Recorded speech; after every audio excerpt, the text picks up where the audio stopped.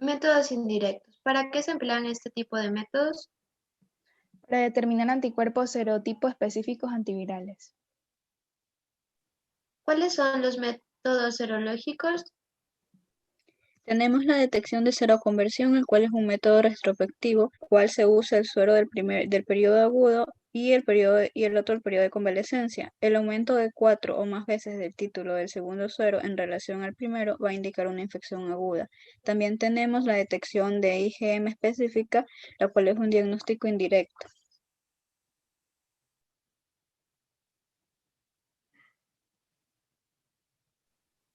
¿Por qué se dice que los diagnósticos serológicos no son tan útiles en clínica?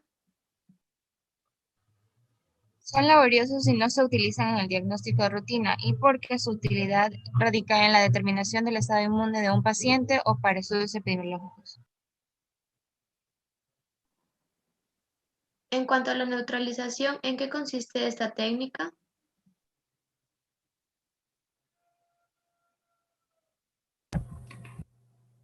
Detecta anticuerpos que tienen la capacidad de neutralizar a los antígenos tipo específico y requiere el uso del mismo serotipo que está produciendo la infección. Se realiza mediante aislamiento viral usando cultivos o líneas celulares. ELISA indirecta. ¿Cuál es la principal diferencia entre ELISA indirecta y directa? En la ELISA directa solo hay un anticuerpo primario marcado con una enzima que se une al antígeno, mientras que en la ELISA indirecta se utilizan dos anticuerpos, uno primario sin marcar y otro secundario. Este último es el que irá conjugado a una enzima y se va a unir al anticuerpo primario. ¿En qué consiste la ELISA de captura de antígeno? Es cuando el antígeno queda inmovilizado entre dos anticuerpos, uno de captura y otro de detección, también conocido como pares de anticuerpos. En algunos casos es necesario añadir un anticuerpo secundario marcado con una enzima o conjugado para posteriormente agregar el sustrato. ¿Cuál es la ventaja de la ELISA indirecta? Al utilizar dos anticuerpos, esto va a hacer que se amplifique la señal y por lo tanto nos va a dar una alta sensibilidad. Mencione los pasos para realizar una ELISA indirecta. Primero, la preparación del kit. Segundo, la disolución. Tercero, sería la primera incubación durante 1 hora. Cuarto, el lavado. Quinto, la enzima. Sexto, se realiza otro lavado. Séptimo, TMB sustrato. Octavo, sería la segunda incubación durante 15 minutos. Noveno, la solución de stop. Y décimo, la lectura de resultados. ¿Qué detecta y cómo también se denomina el método de Western blot? Es un método llamado también como método de inmunoelectrotransferencia, es decir, mancha un papel y detecta proteínas virales, es decir, los antígenos de los virus. ¿En qué consiste la prueba de Western blot? Consiste en que se va a dar una separación de los antígenos del lisado viral con sulfato de sodio, dodecil y electroforesis en gel de poliacrilamida, transferencia o absorción de los antígenos separados a papel nitrocelulosa, prueba de la muestra del suero desconocido directamente en la membrana absorbente utilizando una técnica similar a la de ELISA. ¿Cuáles son los componentes del kit para la prueba del Western blot? Tiras de nitrocelulosa, control no reactivo, control reactivo fuerte, control reactivo débil, tampón de blotting concentrado, tampón de lavado concentrado, conjugado, sustrato y polvo de blotting. ¿Cuáles son las ventajas y desventajas de la prueba de Western blot? En las ventajas estaría la eficacia en la detección de la proteína específica, que es más usado y más comercial y que es la prueba de oro del VIH, mientras que la desventaja es que es muy costoso realizar.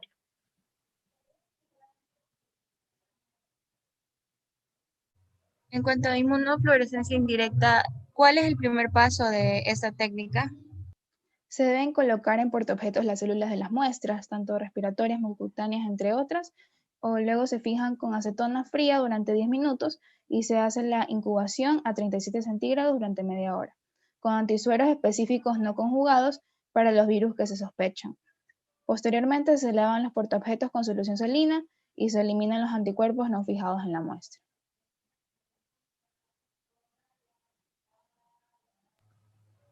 ¿Cuál es el segundo paso de la inmunofluorescencia indirecta? Consiste en el agregado y lavado de un segundo anticuerpo conjugado con fluoresceína.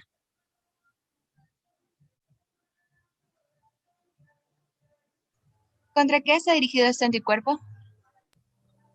Está dirigido contra las inmunoglobulinas de la especie animal en la cual se preparó el antisuero viral, en especies como ratón, bovinos, conejos, entre otros. ¿Por qué la inmunofluorescencia indirecta es algo más sensible y más específica que la inmunofluorescencia directa?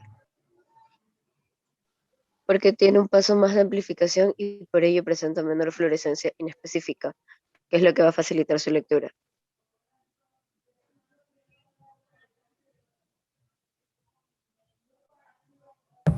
Inhibición de la hemaglutinación. ¿Por qué se producen los anticuerpos de la hemaglutinación?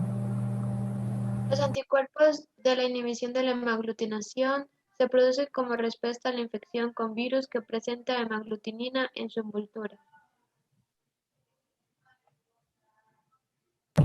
¿Para qué tipos de virus se utiliza la hemaglutinación?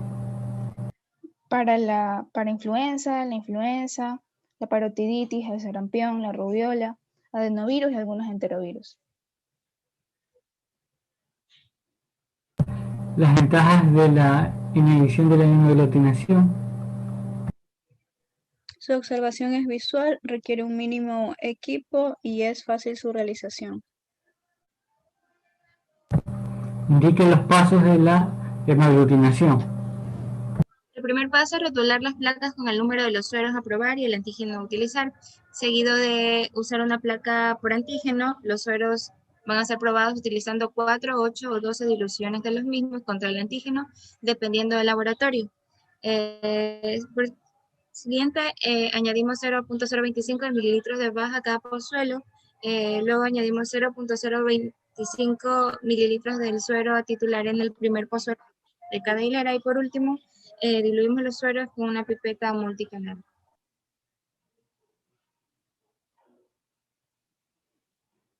¿En qué consiste la aglutinación? Consiste en enfrentar partículas ya sea de látex, gelatina, glóbulos rojos que contienen el antígeno viral absorbido con el suero del paciente. ¿Para qué clase de diagnóstico se va a emplear esta técnica? Se la emplea para el diagnóstico serológico de las infecciones producidas por VIH y HTLV. ¿Qué se busca detectar mediante esta técnica? Detectar anticuerpos antivirales, por eso se usan partículas de látex, las cuales están recubiertas de AG viral. ¿Cuáles serían las ventajas de la técnica de aglutinación? Las ventajas serían que es un método simple, la técnica es rápida y barata. Si existe anticuerpos específicos para el antígeno, ¿qué se va a producir? Se va a producir una reacción de aglutinación visible a la observación.